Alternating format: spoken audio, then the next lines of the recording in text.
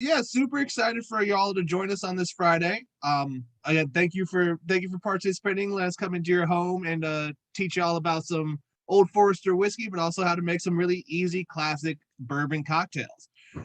So for those of you who were with us the first time we did the Forge Gin cocktail event, my guest with me today is Stephanie Jerzy. She is from Brown Forman, so she knows a lot about these products that we're going to be talking about, especially about Old Forester. And she will be the one who would be leading you in the cocktail. She also supplied me with some videos that I'll be sharing my screen with y'all for later. But yeah, I mean, just to get us started, we are going to be drinking three different cocktails tonight. We're going to make an old fashioned, a Manhattan, and a Boulevardier. And the base for all those cocktails is going to be our Old Forester 100 proof, picked up in your kits. And main reason why I picked the Old Forester, main reason why I picked the 100 proof over the 86 proof, which is their standard, is I think it holds up in a cocktail a lot better. With that higher ABV, you are able to dilute it with the ice and the other ingredients in a cocktail without it weakening the drink at all. And another thing is that if you haven't tried it on its own first, I would suggest trying a little bit of this 100 proof on its own, just straight by itself, so you can understand what the flavor profile is on its own, because it is for 100 proof. Sometimes people get afraid of that, where it's like, oh, it's going to be this hot burn heat, but it's very smooth, very well rounded. And I mean, you can drink it on its own if you want, but again, it goes perfect in a cocktail. Well, that was nice. That's a great point, Jeremy. So if you haven't already, I would definitely suggest pouring a little bit on its own.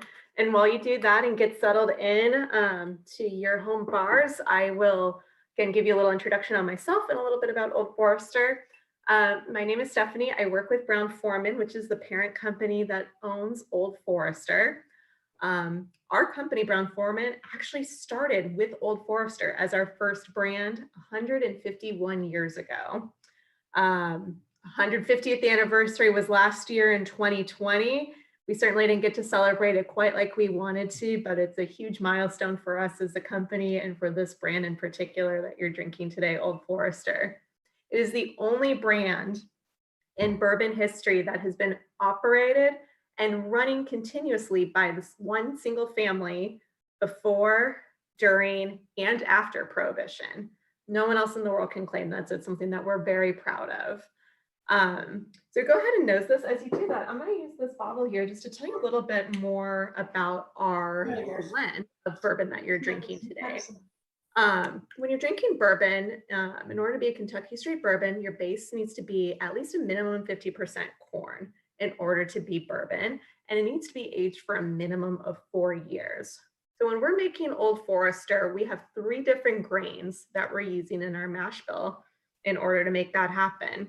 And you kind of see here in my bottle, we'll see the different breakdowns here. So 72% of our mash bill is going to be corn. That's what's going to give Old Forester a little bit of its sweetness and richness and a little bit of that viscosity that you're going to get. 18% of that, so my top half here, 18%, is going to be rye. So that's going to give it a little bit of that peppery note and really help round out the complexity in our bourbon.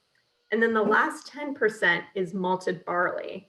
And again, malted barley is what really reacts with the yeast. And we have a proprietary yeast strain in order to start that process of making alcohol. So that's why we have the malted barley in here. And again, adds a little bit of nuttiness, if you will, when we're sipping and drinking our bourbon. So that's our blend in a nutshell. It's an 86 proof bottle here that I'm showing you, but it's the same across our entire line of spirits. I never got the video working. There we go. And then so when you're drinking the Old Forester, the 100 proof, anyone like get anything on their nose that they want to describe? They're smelling or tasting? Well, you definitely that rye. Yeah, that rye, even though it's, only, what were we sorry, was that 15% you said, or 18%? Like 18%, yeah, yes. It does give it a nice, like, floral kind of body, or floralness on the nose that gives you a nice kind of, just a little bit of that, a little bit of that spice note to it, but then you get some more of those chocolatey kind of flavors on it after that. Absolutely, yeah. So you start with that floral, and then it kind of finishes with that chocolate. It's a perfect way to describe it. And go ahead and take a sip if you haven't already while I was blabbing on.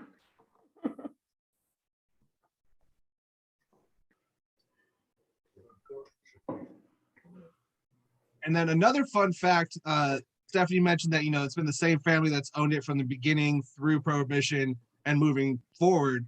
But if you notice on the bottle, above the Old Forester part, it does say the first bottled bourbon. And that was because or the reason why they were able to stay open during Prohibition was because they were making bourbon for medicinal purposes. Yes. So thanks to that was actually the reason why they bottled it as well, is because they needed to put it in a bottle that pharmacies and such could have it. So that's what made them the first bottled bourbon in America. Yes, you're absolutely right. That signature on the top of our bottle is really special to us and is what set us apart as a bourbon maker in Kentucky. George Garvin Brown, and you're going to see one of his great grandchildren in just a few minutes in another video. George Garvin Brown was a pharmaceutical sales rep in Louisville, Kentucky in the late 1800s. And he had the foresight at that time and new ways of getting bourbon to consumers. Back in the 1800s, if you wanted a dram of bourbon, you had to go to a bar with a prescription.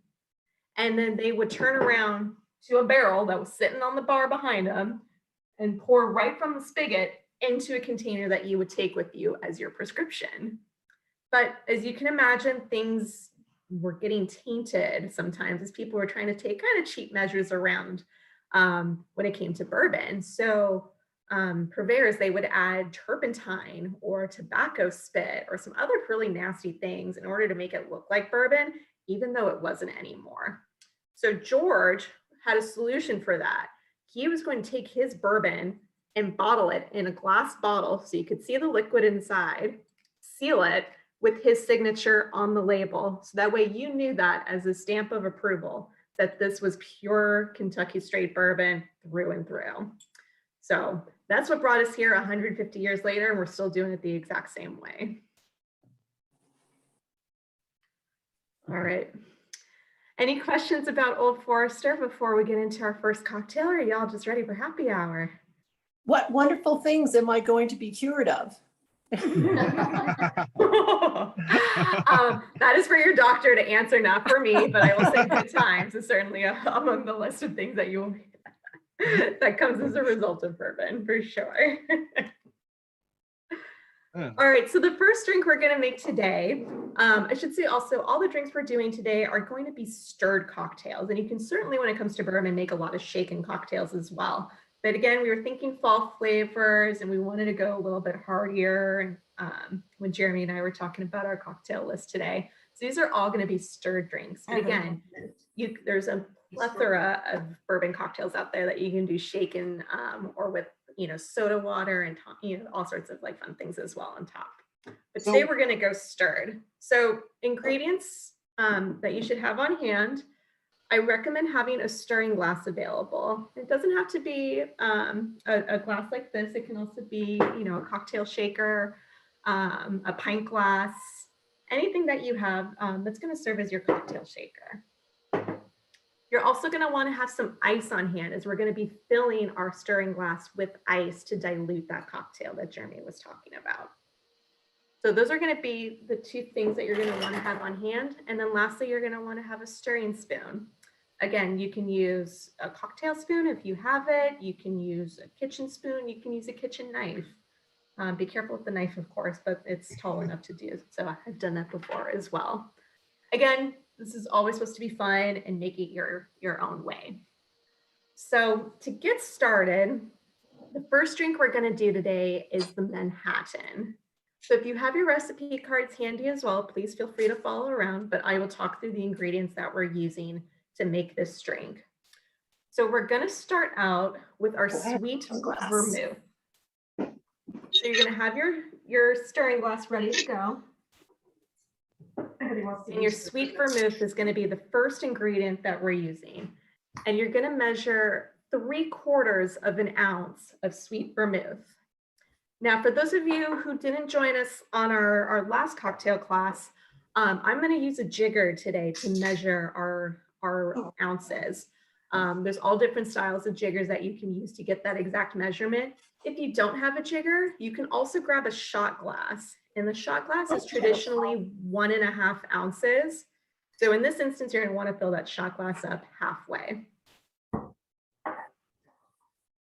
Should have a three, what'd she say? 3/4. Oh, an ounce? Do I fill up the small part of my jigger? You're gonna fill up, I would imagine that if that's a 1 or 2 ounce, you'll do I the think- smaller side. Smaller size. It should have the measurements on the side of the jigger for you. It doesn't. I'll say, I know this doesn't really work for Deborah since she's up north, but for all y'all who are local to the wine country, I recently found this. We carry this brand. I believe it's Epic who does it, but I'm sorry, I can't really see it because of my background. But Marilyn also picked up one of these. But yeah, it's like a really nifty jigger that has 1 ounce, or sorry, ½ ounce to 2.5 ounces on it. So you can measure it out. It has the ribs on there too. So it allows you to pour out and measure it out and makes it pretty easy for those multiple measurings if you need to do multiple levels. So Fabulous. All right, the next ingredient, we're gonna grab our Old Forester Bourbon and we're gonna add 2 full ounces to our stirring glass.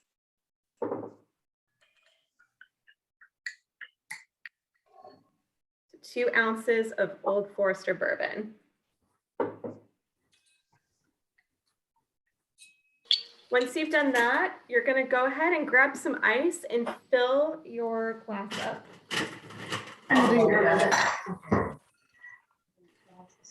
And be generous with the ice. Don't skimp on this. You want to make sure that there's lots of ice in there to get these drinks nice and cold and diluted properly.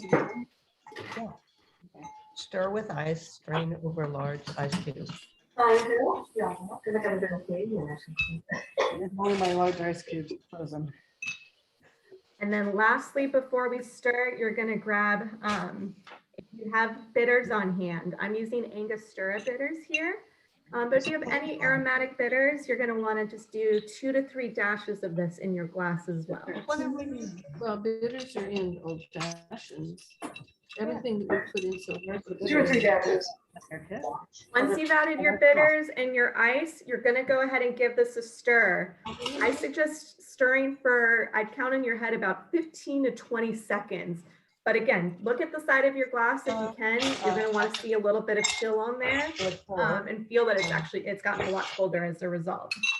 So you guys can kind of watch me as I go here. It looks to me like it's much redder and lighter than the bitter, but it says bitters on there. The bitters, right? It was- Oh, it says bitters, I thought I saw it. Oh. But this one doesn't have. Oh, what does shaking do? Compared to This. I was about to ask that question, Robin. That's a great question. So shaking versus stirring cocktails. There's kind of the main rule of thumb when you're not sure which to do and which occasion. You're going to stir most cocktails that are all alcohol based or spirit based. So in this instance, we're just using the vermouth and the bourbon. So this is going to be a stirred drink. If you're adding in other ingredients such as citrus or perhaps cream in some instances, or an egg white if you want to do a sour, in those instances, you're going to shake. And again, to emulsify those ingredients together, break it apart so that way you can, again, really activate that with the whiskey and get it all shaken together. Great question. Stephanie, can I ask a question? I think we kind of goofed up with the 3 of us. What exactly are we making this time? We're starting with the Manhattan cocktail. Oh, well, that's what I thought. I had stapled everything together and I had the other one first. So we've got a concoction that we're not quite sure what we're But drinking. it's really good. It's got bourbon. I'm sure it's delicious. Exactly. with these ingredients in front of us, doesn't matter. Okay. All right, so my drink is nice and chilled now. You can see the tin's formed a little bit of an ice layer on it. I've got a strainer on top and I'm going to use a coupe, again, or a cocktail glass, different than a rocks glass in this Use 2 instance. ounces and And I'm going to just strain it right in to my cocktail glass. You got some. You actually put a little. Oh, with the Manhattan, the cherry. No, Garnish All with- right. And then for this one, the garnish that we're going to do is going to be a cocktail cherry. So I'm using You're supposed here to strain it. today, I have the Luxardo cherries here at home. You can use any cocktail cherries that Jeremy has available at the wine country. Without the ice in it. Oh. Okay. So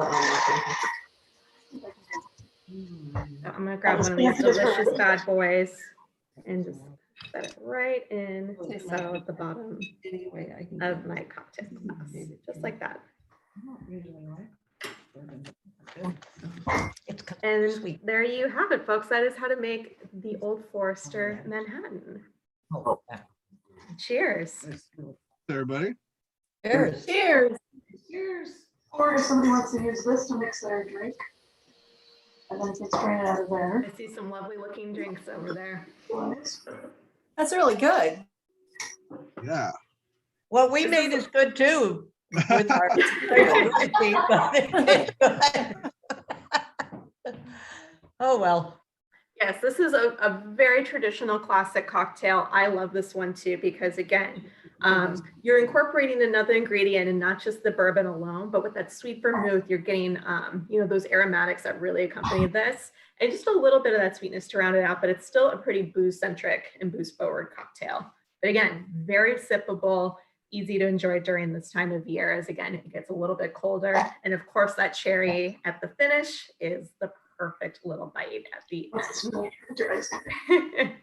You know what's interesting? Like in the cocktail itself, it has a little bit of those cherry characteristics. Like I didn't add a cherry to mine because I ran out and I forgot to pick some up today. But like even with that alone, like you get those kind of like darker cherry notes in there. That gives it a nice little bit of fruitiness. Absolutely, yeah. I'd say that's really that joy of like the vermouth and the bourbon like playing together. And the more you stir, again, it's really going to incorporate together. You'll get a little bit of that dilution, but that's really when some of those forward characteristics really do start to shine through together. Definitely. And yeah, if y'all notice this with comparing this when you drink it straight to with the vermouth, you still get that really nice rye spice to it, and it still has that body. Sometimes again, when I was talking about earlier with some lower proof cocktails, sometimes you lose a little bit of that oomph that it has, but this still has that same body and oomph. Absolutely. And again, you can always use our Old Forester 86 proof in these cocktails as well, if that is more to your liking at the end of the day. But to Jeremy's point, the 100 proof, this is our signature 100 proof. It really is our cocktail workhorse.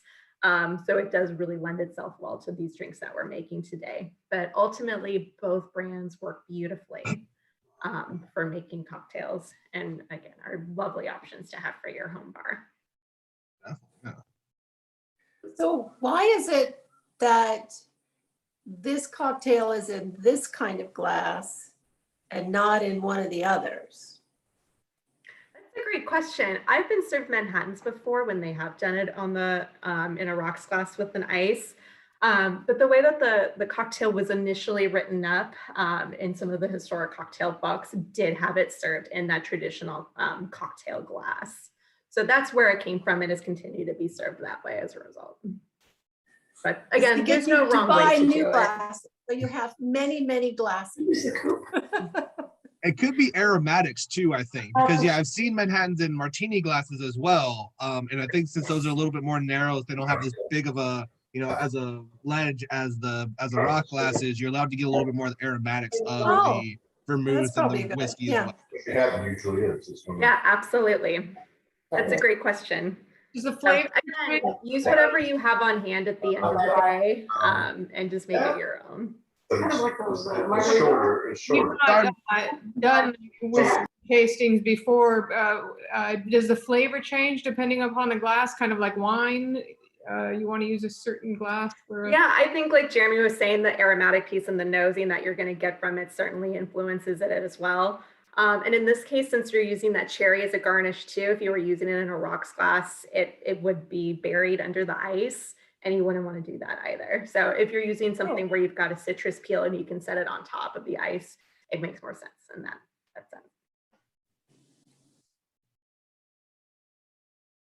sense. Great questions. I missed what you were saying too about stirring. The longer you stir something, something happens. The more that you stir and that ice starts to melt, it's diluting the spirit itself. So again, it's just helping to, again, it'll eventually lower the proof of the final drink that you're making as well, just a little bit. And again, just incorporating those flavors together.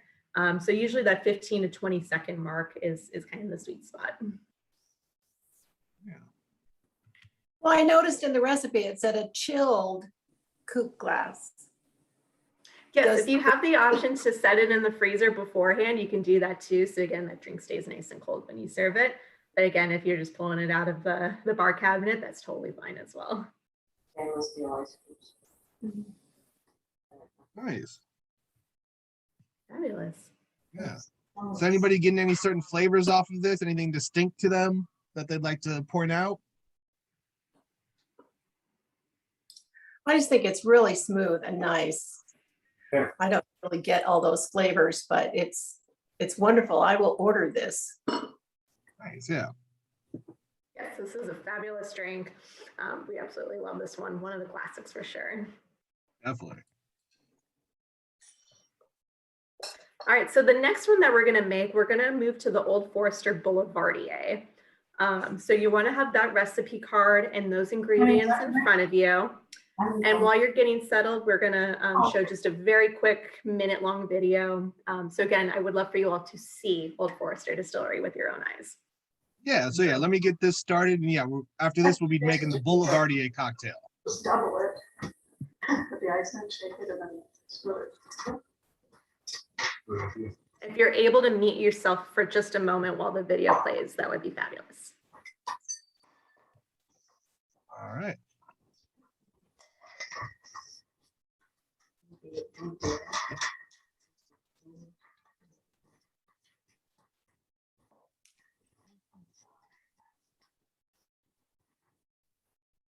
I'm not getting the sound with it, Jeremy. Oh, Yeah, go ahead. sorry. Let me see something real quick then.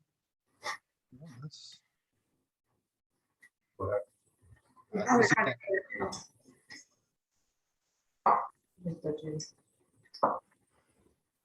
No sound. Odd. Sharing screen. Yeah, put 3 on. You want Well, you double it. It's a 2.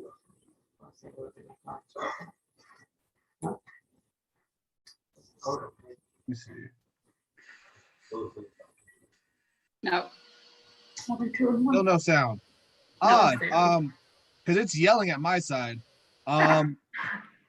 Shoot. All right, if you want to just play it, I can kind of talk through some of the things that you're seeing as we're walking through the distillery here. Okay. Yes.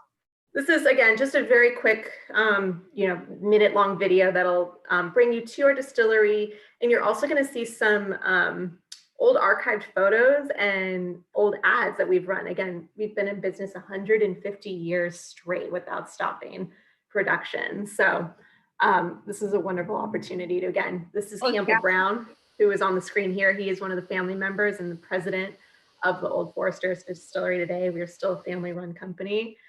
To this day, 150 years later, and Campbell is that living legacy.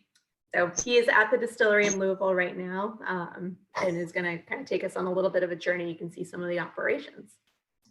And I have put on the closed captions if anybody would like to listen to it. But again, Stephanie's going to walk you through. So sorry about the sound not working. That's, again, it's yelling at me. So.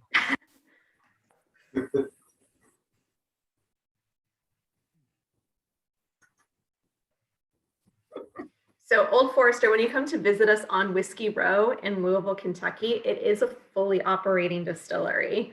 So when you'll come, you will get to see some of our employees actually making barrels in front of you, charring them on the inside so that way you're getting a nice and toasty flavor profile to them. And that is also where we then, you can see on the screen there was our racks where our bourbon is laid down to rest for a minimum of 4 years. We've been in this building since the late 1800s. There was a fire at the distillery back in the 1910s, and reopened and then closed again. And we just reopened this facility back in 2018. So it's a very modern operation in here, but again, same way we've been making bourbon for 150 years. So this is a phenomenal chance if you all are ever visiting Louisville, doing the Bourbon Trail. Like Campbell just said there, he'd love for you to come visit and he'll buy you a drink right at the bar. So we'd love for you to have a chance to come and visit us. As I mentioned, we've been around for 150 years. And in addition to the 100 proof signature bourbon that y'all are drinking today, we have a beautiful series of whiskeys that Jeremy and the Wine Country team stock. And I'd love to just very quickly walk you through those expressions. Again, really helps to tell our 150-year history. So the first one in the series is the Old Forester 1870. This is our original batch whiskey, as we call it. And the reason it's named that, again, this is designed and batched in the same style as George Garvin Brown was doing, so 150 years. All the whiskeys in the Whiskey Row series are small batch, meaning that we're taking about 1/3 of the barrels that we normally use to blend our whiskeys in order to make these. So it's a much smaller production compared to the 100 proof signature that you're drinking as well. The second one in the series is 1897. And this year was significant in not just Old Forester, but all of bourbon's history, as this was the year that the Bottled and Bond Act was instilled. So what that meant was that was the year that the government decided to get involved with whiskey making and start to tax distilleries on the bourbon that they were making. So there in forth was the Bottled and Bond Act. This one is bottled at 100 proof as per bonded whiskey guidelines. The prior one, the original batch, is a 90 proof offering. And just as a small side note, that 1897 and a few others will be an article I'm writing up right now about bonded whiskeys and just kind of have the background on that. So that should be out in the next week or so for the store. Excellent. No, you're gonna have the picture. The third one in the series is our Old Fine whiskey, and the year was 1910. As I just briefly mentioned, there was a big fire at our distillery this year, and in an effort to save some of the whiskey after that fire had ceased to burn, they ended up taking that whiskey and moving it into new barrels as a result. So without really knowing at the time, Old Forester made the first double-barreled whiskey, and that is how we continue the process with this offering today. So this whiskey sits in the barrel for 4 years and then goes into a second barrel for an additional 6 to 8 months in a very, very heavy charred barrel. And you can see here how much darker it is from the others, just as a result. I've never seen that one. We have the 1910 at the store, yeah. Yeah. The fourth and final one in the series is the 1920, and this is our Prohibition style whiskey. And this one's coming in at a hot 115 proof. So this is a hot body, but a fabulous whiskey and gets a ton of amazing reviews from a lot of the bourbon writers and magazines that you'll see out there. Again, in 1920, a lot of bourbon production had to stop, but we at Old Forester had one of 3 medicinal licenses that we could continue to sell our whiskey during Prohibition. For medicinal purposes only, wink, wink, everybody. We could not produce whiskey, but we could continue to sell what we had, which was very important at the time, and continued to use that grain that we had been, producing and farming for other uses at the time on our distillery. So very special in our history, and this is the 1920. So all 4 of these, plus the 100 proof signature that we're drinking today, our classic 86 proof, our beautiful offerings in our portfolio that you'll have available all at the Wine Country if you would like to try other expressions next time after today's cocktail class. Yeah. Is it appropriate to ask what the flavor differences are, or what you would use one for rather than another, or is that too much for this? No, that's a great question. And again, short answer, every single one of those is the same mash bill, and it all starts as the same whiskey. So it's going to be a lot of the same flavor base, but where a lot of the flavor changes is in the maturation process. So a lot of them are matured differently. As I mentioned, that 1910 goes into a second barrel for additional maturing time. And that's where a lot of that different playfulness comes in, is when it comes down to those barrels themselves. So our master taster that you'll see in the next video, if we can get that one to work, our master taster actually goes in and individually tastes all these barrels in different points throughout their lifetime. And she's the one who goes, all of a sudden, this one's going to be in 1920. This barrel is going to be in 1870. And she's able to pinpoint that. It's a remarkable process and a palate that I will never myself be able to understand or comprehend, but that's how the flavor profiles are differentiated. It was a great question. And yeah, to go along with that, as Stephanie said, it's all the same mash bill, and it is very cool how distinct the flavors are in it. Like, I remember, like the 1910 when, in the Mr. Bull. Yes, 1910, that one that has a little bit more of those appley kind of notes, softer kind of like richness to it. Then you get that Prohibition style one, and it still has some really nice like fruit textures to it, even though it is 115 proof? Yes. Yeah, and yeah, that Prohibition style one still has some really nice like freshness to it, and they're all very distinct because there is a fruitiness to all of them, but it's not the same fruit. Sometimes it's stone fruit, sometimes it's appley. It all depends on just the aging, the maturation. But it is funny that all are from the exact same mash bill, but have such different flavors to them. True. It's really a remarkable process. Yeah. Again, if you ever have the opportunity to come and see our distillery firsthand, you'll see all those barrels resting. And again, Jackie's got her very specific notes about each single one of those that's resting there. And she'll go through at different points in its life and identify. It's really a truly impressive process. And that's always the thing that surprises me or impresses me with blenders or master distillers, is just like the way that they can just taste something and go and know exactly what's going to happen with it, or know which route it's going to take and be like, oh no, it's going to be good in this, and then be correct 99% of the time. It's just amazing. Those minds are just very, very impressive. Yes. In my mind. It's otherworldly for sure. Great. Well, so if you all at this point have had a chance to get your ingredients ready for the next cocktail, we're going to move on to making a Boulevardier. Yeah. And this is a phenomenal cocktail, one that I truly enjoy. And it stems from another cocktail, a gin cocktail that you all may be familiar with, called the Negroni. Is anyone familiar with the Negroni? Yes. Yes. All right. I see hands. Awesome. So essentially, we're going to be making a whiskey Negroni, but the name of it is a Boulevardier. So this is a fabulous drink, one of my favorites, and we'll go ahead and get started. So again, we're going to start with, when you're building cocktails, you want to usually save the whiskey for last, because that's usually the most expensive ingredient. So you want to start with the cheaper stuff and then work your way up.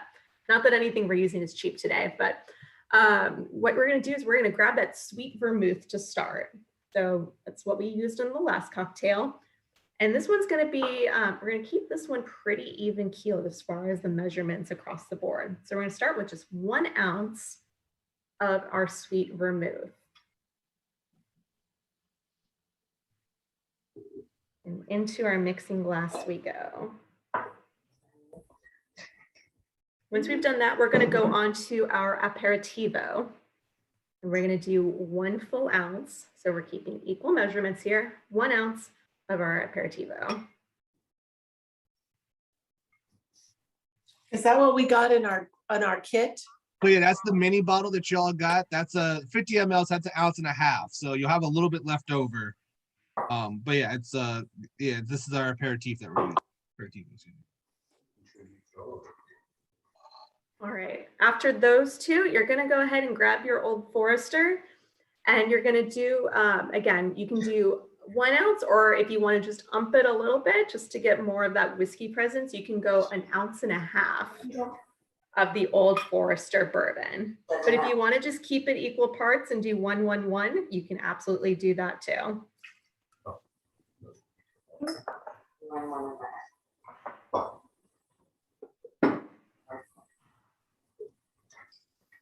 Once you've got your 3 ingredients in your tin or your mixing glass, you're gonna go ahead and grab some ice, some fresh ice. Don't use the same ice as before.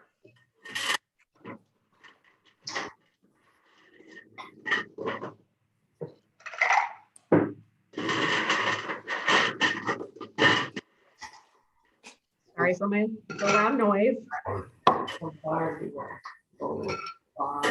All right, so you're gonna fill your glass. Again, very, very hefty fill of ice here. And you're gonna go ahead and stir. Again, 15 to 20 seconds or until you get a nice chill on the outside of your stirring glass.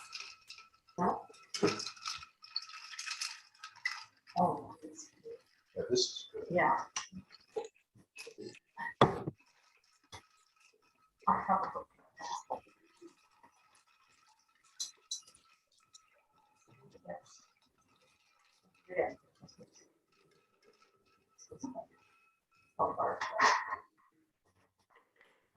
Once you got to 20, grab your strainer.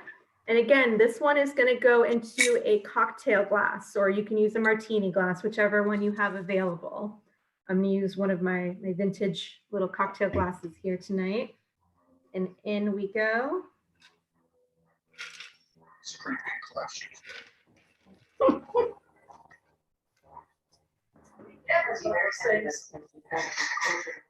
All right, and then for this one, we're not going to do a cherry. We're going to go into some of our citrus. So if you have an orange on hand, you're going to go ahead and grab that, and grab a peeler. If you have a potato peeler at home, that works, or a Y peeler, whichever version you have on hand. I'm going to show you my orange that I've already done, where I took a little bit of that citrus peel right off the top. So you want to just get, again, the very top layer of an orange here. Here's my orange peel. Again, you can see on the back side, there's very little pith here. You want to try to get as little of the pith as possible. And really, we're just looking for that skin. And the reason we're looking for that peel here is, y'all smell that? There is all that essential oil in there from that orange. So what we're going to do is we're going to take this peel and we're going to express those oils over our cocktail glass. I'm going to try to do this and show y'all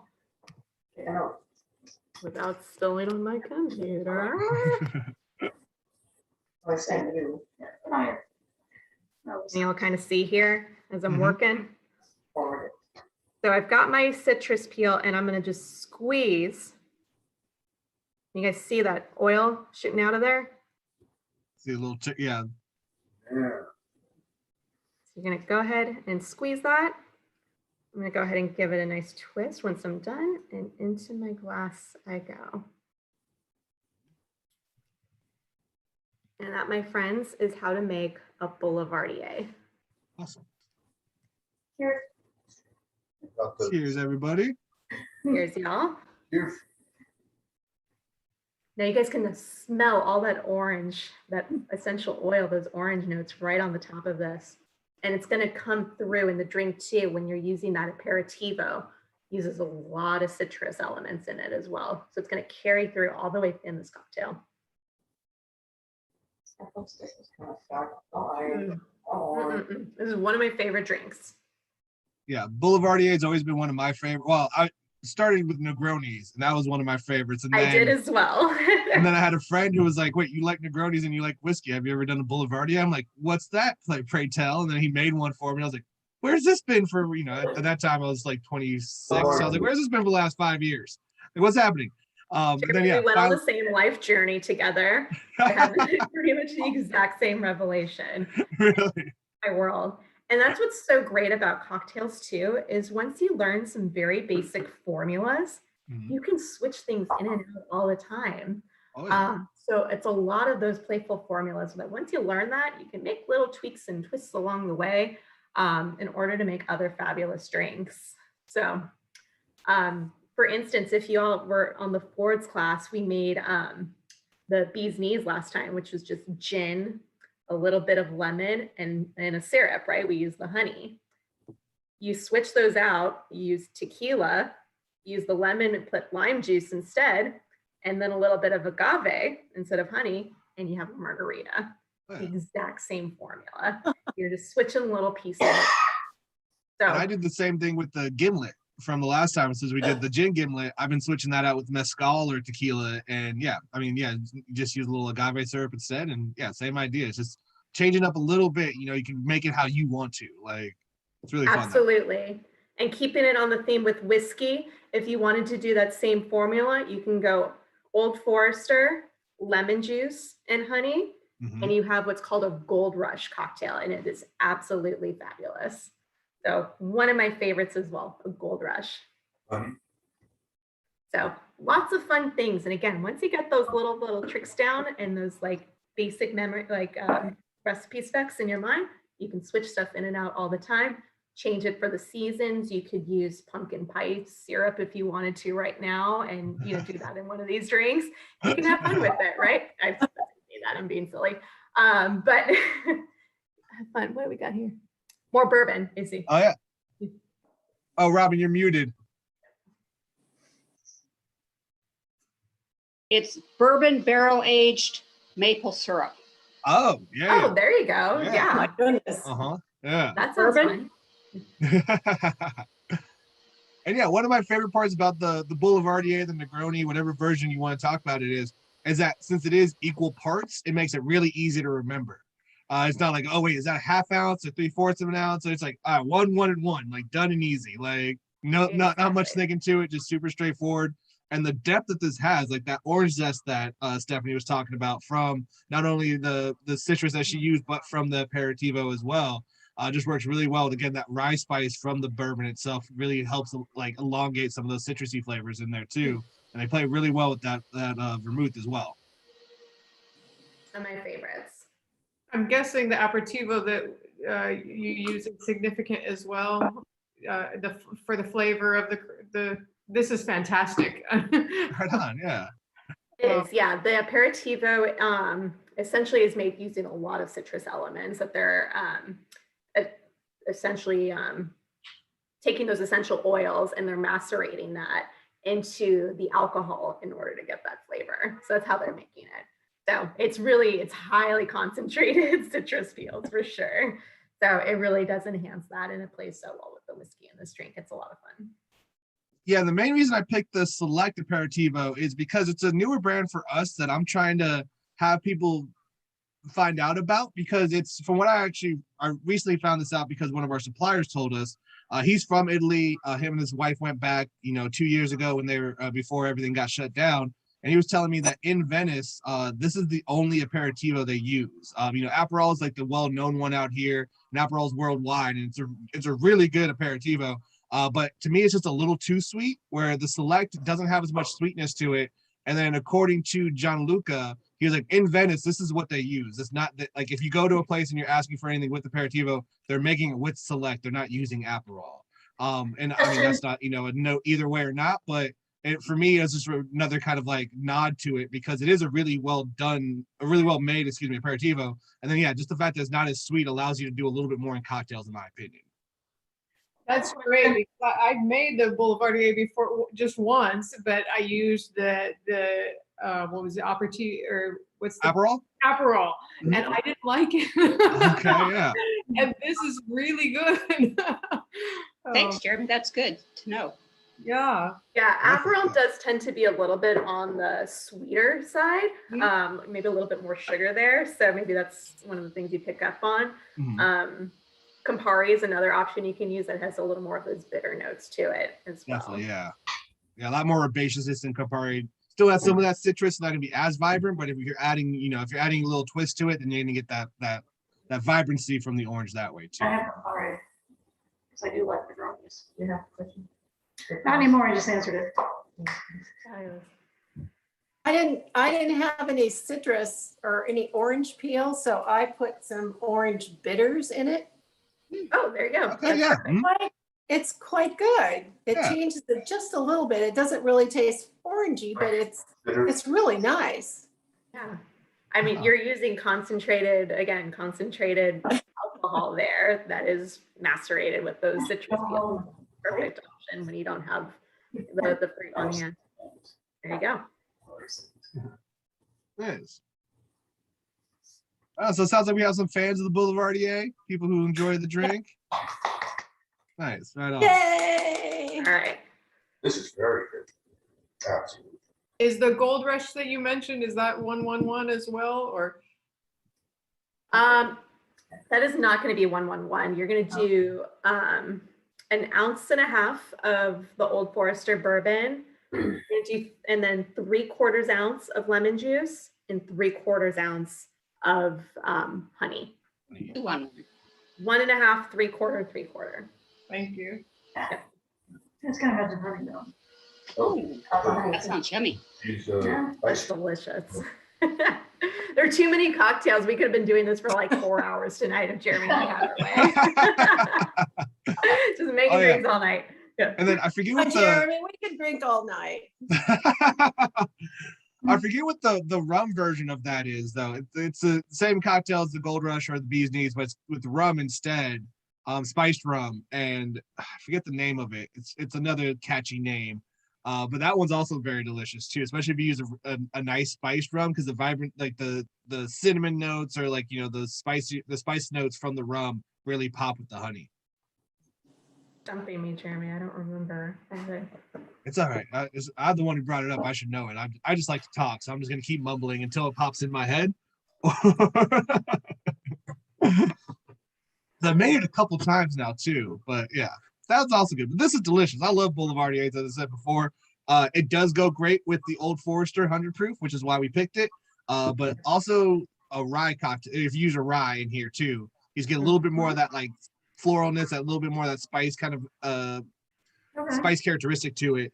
That just gives it another level too. So another variation on it that you could do. That's just a little twist. That's the aperitivo though.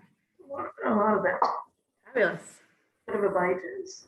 All right, y'all, we have one more cocktail that we're going to make today, and this is probably the most classic of all classic whiskey cocktails, and is definitely, we think, the most perfect cocktail with our Old Forester 100 bourbon, and that's the Old Fashioned.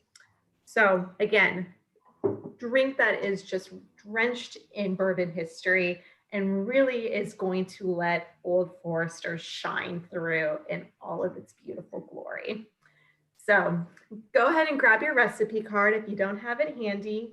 The only other things you will need for this drink, you are going to want to grab your Old Forester Perfect Old Fashioned syrup. You'll want to have that on hand. And if you are going to, if you have the fresh fruit, fresh citrus on hand, you're going to want to have both a lemon and an orange for those citrus peels at the end of this drink. And then of course, ice that we're going to be using to stir. You need anything else? And he said no. We're also going to change things up with the glassware for this one. And we are going to do it in the rocks glass versus the cocktail or martini glasses we've been using before. And you will want extra ice to put in this glass, whether it's a couple cubes of ice or if you have the large blocks of ice. You know, some people have those larger cubes at home. Either one of those will work. So I'm going to grab one from my freezer that I've had waiting for me. Jeremy, do we want to try the video real quick? Yeah, so I'm going to just try the video real quick, y'all. Just let me know You're all if there's no gathering your sound. ingredients? Everybody, let me know if there's no sound and then I will stop it. But yeah, let's check out the video, see if this one works. Could just been the link. After you mix it.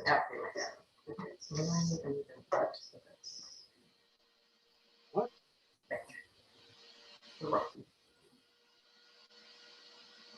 No sound. All right, what?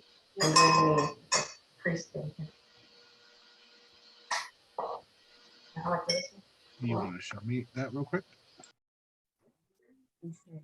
It's sharing, yeah. It's sharing. Hi, Mom. Stop the sharing and reshare. Sorry, everybody. Hold on. Technical difficulties. Just give me a second. Sure. Okay. I like that I'm kind of like a ghost All right, baby. Can you floating. tell me when- Go ahead and share the screen. Go ahead and combine them. Stir with ice. strain over our effects. To take you through how to make a simple. Hi, I'm Jackie Zeiken, Master Taster for Old Forester, and I'm going to take you through how to make a simple classic old fashioned using our wonderful bourbon. We're going to start with our least expensive ingredients first. The reason for that being is just in case you mess up, you haven't wasted the most important part of the cocktail. So simple syrup, or if you prefer any other syrup, it's usually 1/4 to 1/2 of an ounce. I'm going to go 1/2 ounce on this one since we're using a 100 proof whiskey as our base. And pour that into your mixing glass. Then aromatic bitters, 2 to 3 dashes. Get it done. Quick and easy. You can use any brand you'd like.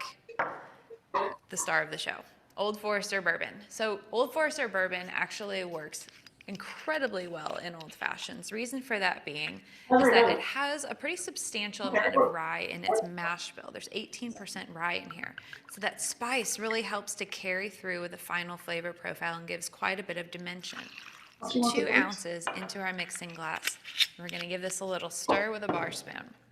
We're not going to shake our old fashioned because we don't have any juice or any cream in our cocktail. So we don't need the extra aeration and dilution that will come from using a shaker tin. We just need a quick stir around in our glass. As soon as it starts to frost up, you are good to go. And we will strain that out into our cup. I've got a nice large piece of ice going on in here, but feel free to use whatever pleases you. The most important part now is just making sure we get that garnish right. So we're using 2 different citruses for the garnish on this one. We're going to use a lemon to help elevate those nice herbaceous notes that come through from that hefty rye I told you about. And we're going to use an orange because it helps to really tie together the sweet notes that come through from the corn and the barrel attributes of the bourbon. When you're doing this, you want you to face the outside of that over the glass. The inside has the pith, but we're gonna go outside and give it a little squeeze. You see all those awesome oils landing on top of it. Drop it in. Same thing with the lemon. The oils are way better than I Outside, was over the demonstrating. glass. Give it a little pinch, and you're good to go. And you've done it. A classic old fashioned with Old Forester.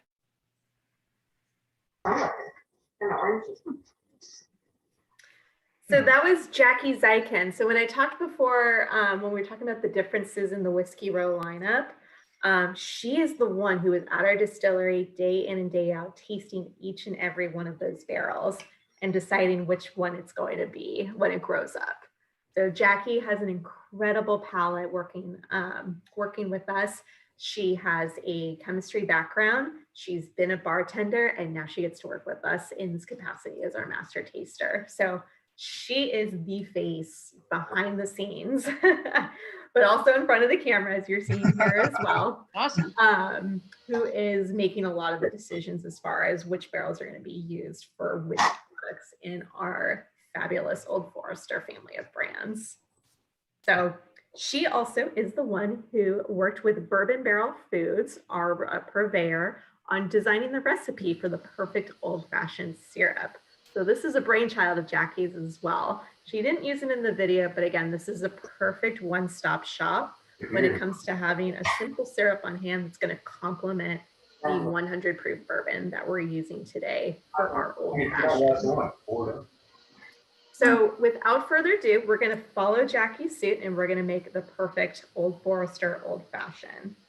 So the first thing you're going to do is grab that old fashioned syrup and you're going to add 1/2 ounce, so 1/2 of an ounce to your mixing glass. Now this jar that you have is 2 full ounces, so this should make 4 old fashions for those of you that are in some of the groups tonight. So you've got 4 cocktails worth in the perfect old fashioned syrup. You guys can see just the viscosity on that as I poured it in. Got this lovely texture to it that's really going to balance out with that bourbon and really blend together. Just so lovely. Super excited about this. And then we're going to grab our Old Forester 100 proof bourbon. 2 full ounces into the glass we go. 2 full.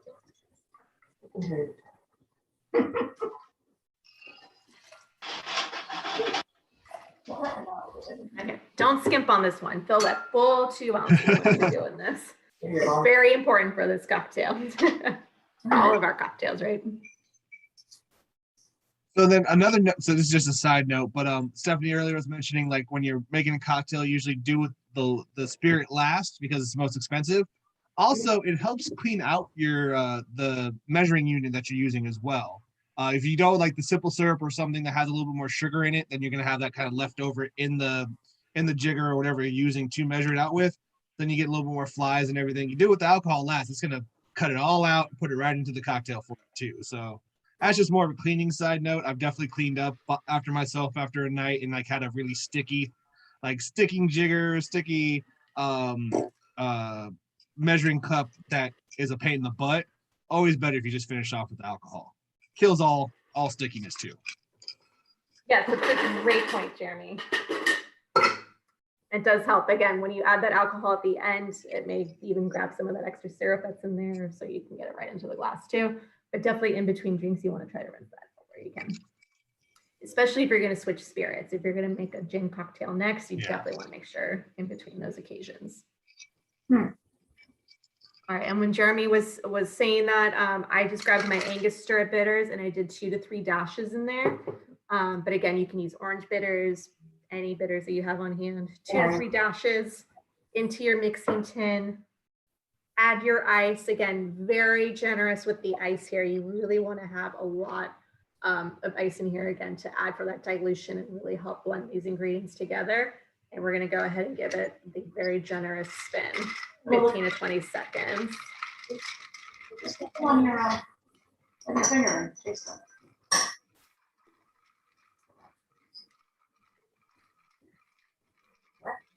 Glass is already starting to get chilled. I can feel it.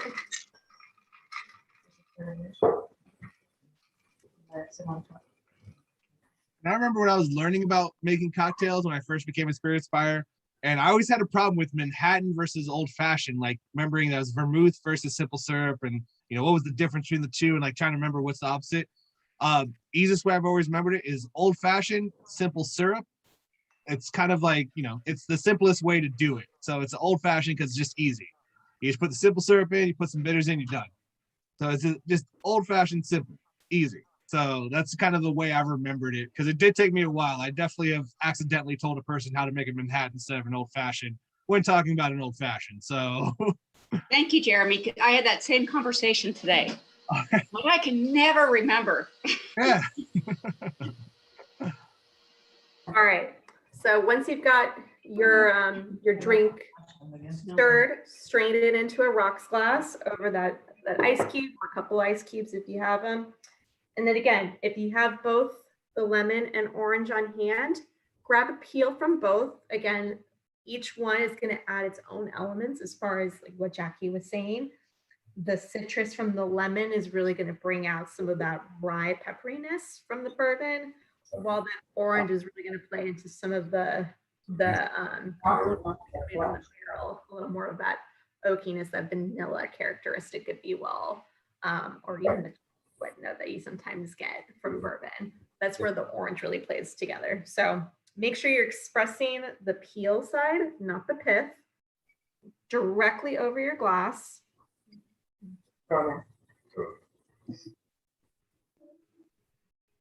And then once you've done so, just feel free to drop it right on top of your ice into the cocktail.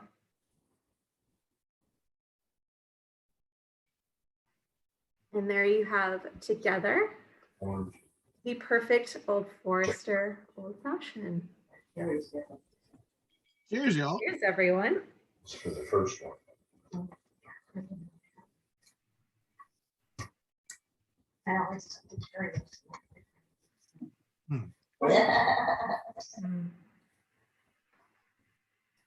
I love that so much. That perfect syrup is a great cheat for making this cocktail if you don't have simple syrup on hand or want to use a sugar cube and break that down with your bitters as well. This is the perfect cheat sheet. Again, it has just enough of those other characteristics of the Old Forester bourbon.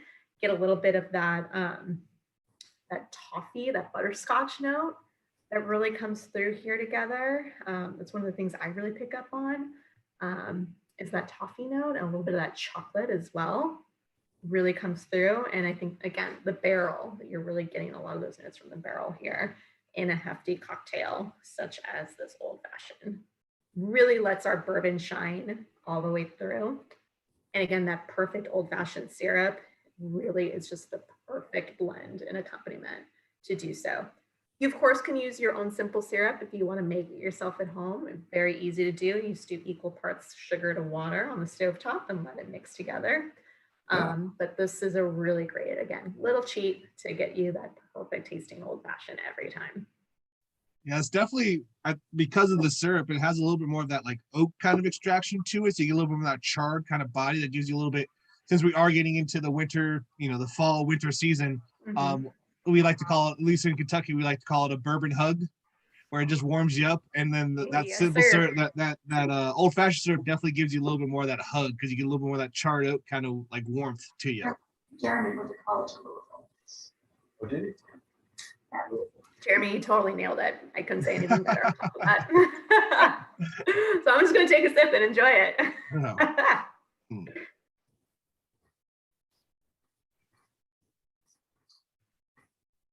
Yeah, that's really dang good. This is best. What do we all think? We have a favorite cocktail of our three today. This one. This one, the Old Old Fashioned. Fashioned. Tried and true. Love it. Anyone That's a good- Boulevardier? Show of hands. Close second. Close second. All right. Close I'm good with that. And the I think Manhattan. Manhattan was my favorite. Manhattan, I mean, excellent. they're all very good. I mean, very good. But I Yeah, think and again, I just tasted all three and I go, Manhattan edges everyone just a little bit. Okay, yeah. Mine's the old. and the great thing about all these two is we didn't use I like anything the more than old-fashioned. 3 ingredients. Old Fashioned. I agree with you. I'm gonna make that again. All right, Colleen, so you were Old Fashioned fan? I am. I thought I was gonna like the Manhattan better, but we didn't have any bitters. Was there supposed to be some bitters in the kit? No, so sorry, I did miss on the bitters. It was kind of one of those things that I bitters is one of those things that goes in a lot of different cocktails. So it's more of an assumption on my part that people would have bitters, but we all Well, if know we the were old at my additives. house, I would have them, but we're at my friend's house and she doesn't have them. Well, it's the old additive also, as if you assume, so that old-fashioned was was on great. me. I apologize. That's okay. That's okay. I should have looked at it before I came over here. I think the best part about all these drinks that we made tonight is we weren't using more than 3 Where's your friend? ingredients Is your friend in any there? of these. So these are all a lot of things you can keep on hand. That's very easy. Where's your friend? Yeah, no, as you were saying, Stephanie, three ingredients on all of these. So I mean, I think that's a funny theme with your and I's event so far, is three ingredients for all these cocktails that are super expressive. And, just give you a different, again, you can play with them the way you want. You can add different things, switch out a whiskey for whatever you'd like, or switch out, a gin for whatever you like. But yeah, it's all 3 ingredients. It's all very easy cocktails, but all very distinctive flavors. Yes. I'm all about keeping it simple and letting the spirit, do the talking. So again, I am no master mixologist. I just happen to be a super fan of a lot of these lovely brands that we've been showcasing the last few months. So these are things I picked up, and this is really, an expression of my home bar today that y'all are seeing. These are the drinks that I love to have when I'm at home. I don't like to do more than 3 ingredients myself. So y'all are really getting to see what I like to have when I'm at home. And that's what we're getting to do tonight. So Great. I so appreciate you all spending the time this evening with me and with Jeremy as well, and learning a bit about Old Forester with us too. It's been really special, and I really appreciate you all joining in tonight. So Well, thank you. And Thank you. when is the next one? When's the next one? So yeah, first off, as Stephanie was just saying, thank you all for attending. Again, letting us into your house on a Friday night to hang out. I'm having a lot of fun with these. I hope you all are enjoying them as well. And yeah, so the next one we'll have one more for the year, and it will be, oh wait, sorry, hold on. It will be on November 19th, and we'll be tasting through the Balcones line. So Balcones is a distillery out of Waco, Texas. We will have Alex Elrod with us, who has been with the company for 5 years. He is their brand ambassador. And we'll be tasting through 4 of their expressions. We'll have 50 ml bottles of each of them. It's going to be their baby blue corn whiskey, their pot still bourbon, their rye, and then their single malts. So it'll just be 50 ml, so very much more similar to what we did for the Compass Box one. Doesn't have the cool little gift pack, but I will have a little setup for you all for it. So much more like the kits that Stephanie has happily made for the Old Forester and for the Forged Gin. But yeah, just be those little expressions. Pricing hasn't set yet, but again, November 19th is the date. I'll have everything finished up by next week for knowing for sure about pricing and everything like that. And we'll have the write-up done by next week as well, so y'all can check out that. But no, I again really appreciate y'all again allowing us to come into your house. Yeah, share feedback with us if there's other, spirits. If you want to see a tequila cocktail class, we can do tequila drinks. We can zhuzh it up and do a mix and match of a couple Yeah, things. we like tequila drinks. Yeah. Okay. Yeah, definitely, because I mean, tequila.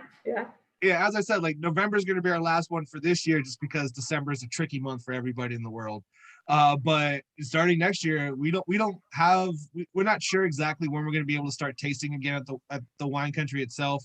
And also when we do start tasting, it's just going to be beer and wine because we don't have a liquor license. So besides me going out and finding a restaurant or a bar who's cool with us renting out a spot from them, this is going to be the main way I'm doing it. And I hope you all are enjoying this. Hope you guys are getting something from this, because I'm having fun. I think it's a really cool thing. It's much safer than tastings too, because you're already home. So it's a little safer than like going out. But yeah, this is a way I hope I'll be able to do this for at least a little bit longer.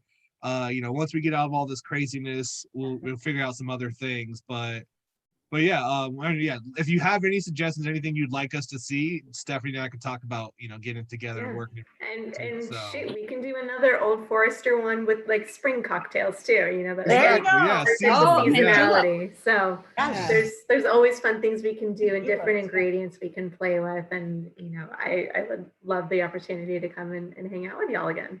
Yeah. And do you give tips on the Bourbon Trail? On what to hit I up? heard something about the Bourbon Trail. Yeah, do you give tips on what to hit up on the Bourbon Trail? Yeah, so I can absolutely recommend, if you are in Louisville, please make a visit to come see us at Old Forester. We are right in downtown Louisville on Main Row. They call it Whiskey Row. It's Main Street in downtown Louisville.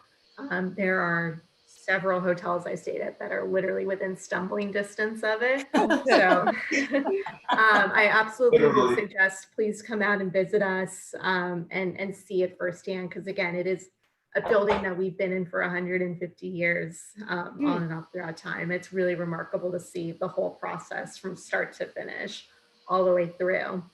If you're traveling a little bit further west, please come visit us in Versailles. Not Versailles, but Versailles, Kentucky, which is the home of Woodford Reserve, which is also in our family of brands at Brown-Forman.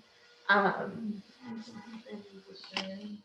my bar at the moment. I've been moving things around, but it's a beautiful distillery. And Versailles is home to some of the best horse breeding and horse racing in all of Kentucky. The limestone water that we have out there is bar none best in Kentucky. So it's a beautiful drive in, passing all of these horse pastures as well too. And an absolutely gorgeous facility. So please come visit us at Woodford Reserve as well. I will. We would love to host you out there. Hopefully next year. Yeah. And if you all are staying in Louisville, you can let me know too, because I did live there for 5 years. So I do have a little bit of background about places to go. I still have a lot of friends out there. I go out there actually last year and this year, the first time I haven't gone out there since 2015. Yearly. Like I've gone out there yearly every year for either a wedding or just to go visit my friends. As Stephanie said, Old Forester is on Whiskey Row, which is a newer part of downtown Louisville. When I was living out there, when I turned 21, that wasn't out there yet. So we actually had to go do the real Bourbon Trail. And that was a rough day. Anytime y'all are back in the store, ask my mom, Samantha, about how that day went. It was a rough day. It was a long weekend of having Dugans out in Kentucky celebrating a 21st birthday. But no, goodness. it is a great time in Louisville, especially now that Whiskey Row is back to being alive. Because Old Forester uses that name because back in the day, there were a lot of different distilleries on a street in Louisville, which was called Whiskey Row. So it's nice to see that's coming back. You know, some of those older traditions are coming back to that city, and you can see 5 or 7 distilleries and one street just up and down. They're all a stone's throw from each other. Yeah, exactly. now. They're not too far from each other. You can stumble to one, recover a little bit, stumble to the next. It's a great time, and I mean, again, I'm And biased. good hotels are Oh, near great there? hotels. Oh yeah. Oh yeah. I will hit you up, Jeremy. Oh yeah, definitely. Yeah, and I will have the welcome wagon come out. You know, y'all can meet some of my I'll be friends there. at Against the Grain. That brewery there. If you just need a beer to like balance you out between all the whiskeys, but yeah, there's plenty to do in Louisville. I'm always a spokesperson for that city because it is my second home. But yeah, Kentucky's awesome. Cool. It's a great state overall.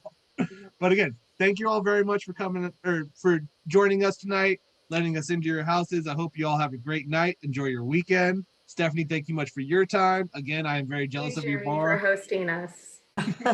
Thank you. Thank Thank you. It's been you. so much Thank fun. you. Jeremy and Stephanie. Bye. This Bye. is fantastic. Thank you so much. Everybody have a Cheers. great night. Thank you. Always fun. Cheers. Cheers. Cheers.